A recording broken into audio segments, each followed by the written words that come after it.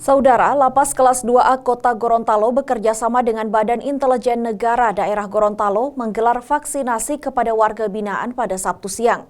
Vaksinasi ini dilakukan kepada 80 warga binaan yang baru masuk ke dalam lapas.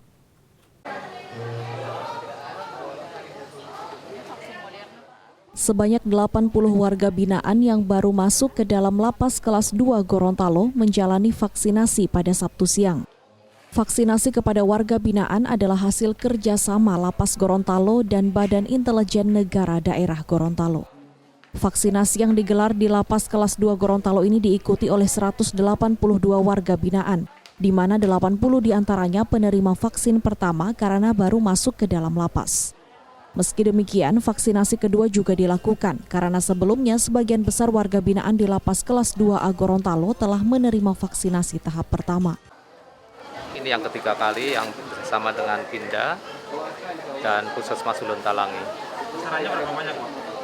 Untuk yang vaksin pertama 80 orang, vaksin kedua ada 96 orang.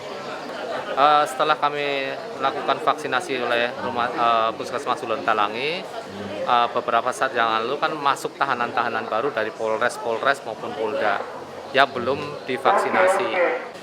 Ignatius mengungkapkan sejak pandemi di Gorontalo, warga binaan di Lapas Kelas 2A Gorontalo belum ada yang terpapar COVID-19.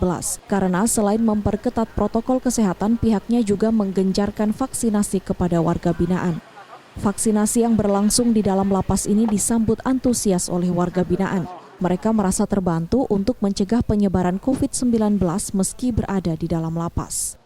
Bersyukur, berterima kasih kepada Lapas Kelas 2 Gorontalo karena kami secara tidak langsung sudah diberikan akses untuk mendapatkan fasilitas pelayanan kesehatan. Salah satu bentuknya adalah dengan pemberian vaksin. Gitu. Nah, alhamdulillah rata-rata semua warga binaan kami di sini teman-teman sudah pada melaksanakan vaksin. Ada yang rata-rata sudah sekitar 2 kali melaksanakan vaksin. Nah, mungkin teman-teman ini yang baru masuk bergabung di sini, mungkin yang tahap pertama yang melaksanakan vaksin.